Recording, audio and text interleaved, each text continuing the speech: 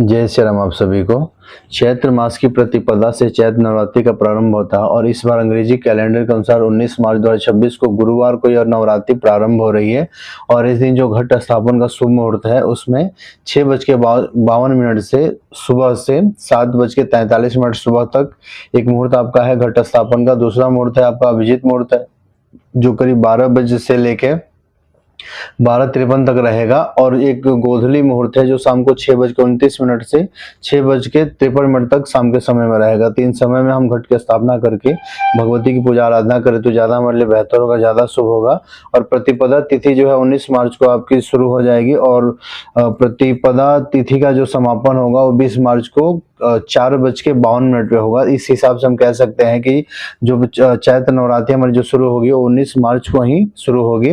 और चैत्र अष्टमी जो आपकी होगी वो 26 मार्च को गुरुवार के दिन होगी। और चैत्र नवमी जो होगी वो 27 मार्च 2026 शुक्रवार के दिन होगी। दुर्गा माता की हम पूजा किस तरीके से करें और कैसे हम उनको प्रसन्न करें इसके विषय में हम आपको जानकारी देंगे। तो हमें सबसे पहले अपने घर को स्वच्छ करना है, अपने आप को स्वच्छ करना है, अपने घर को स्वच्छ करना है। घर के अंदर चारों तरफ गंगा जल का छिड़काव करना है। और उसके बाद अब क्या करना है कि आपको अपने पूजा स्थल पे जाना है। पूजा स्थल पे भगवती के लिए एक आपको चौकी पटरी की व्यवस्था करनी है, उसको साफ करना है। उसके ऊपर लाल कपड़ा कोई पीला कपड़ा आपको उस पे बिछाना है।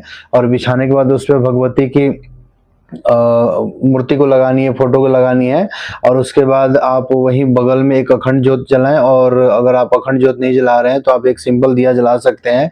और उसके बाद आप बगल में मिट्टी को रख के और उसमें जौ रख के आप उसको खूब बढ़िया से मिला के ऐसे और भगवती के सामने बगल में रख दें। और उसके बाद आप उसके ऊपर कलश रखें। कलश में आप